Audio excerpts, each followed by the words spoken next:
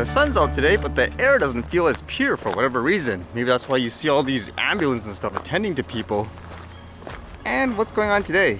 How about this one? You've often heard of people shooting down drones and so forth because they're afraid of them. How about here in the US? Apparently they want to make laws to allow officials to do it more easily. This one says US lawmakers make new push for expanded drone shoot-down authority. As it says here, a group of bipartisan US lawmakers said on Monday they are making a new push to expand government authority to detect and destroy drones that could pose security threats. Representatives Chrissy Houlihan, Mike Gallagher, Troy Carter, and Mike Johnson introduced legislation that would allow state and local law enforcement and critical infrastructure operators to use drone detection technology. It would also authorize the Transportation Security Administration to proactively protect transportation infrastructure from drone threats. And they kind of mentioned if they approve this, then they could actually get some, funding annually to increase things like drone detection and ways to take them down. It says we really have not enough legislation that protects the American people from really catastrophic effects of a drone strike, she told Reuters on Monday, adding that the push was sparked by concerns about drones in places including presidential inaugurations and high-profile sporting events such as the Super Bowl and the Olympics. And with that, they talk about some of the incidents that they witnessed, such as a drone going past a restricted area near the White House and all that, where people had to evacuate, ones that disrupted airports of claimed, quote, drone sightings and all that.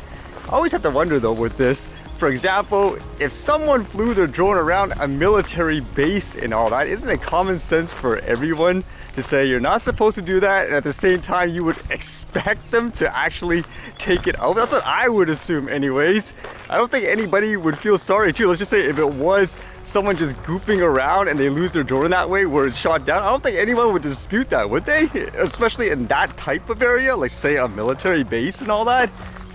I still say it, where it doesn't make sense to treat every single, quote, drone like some kind of huge manned aircraft of sort. I'm sure it's okay for people when they want to restrict, let's just say, a recreational person as a really broad way to control everyone, even though it makes no sense.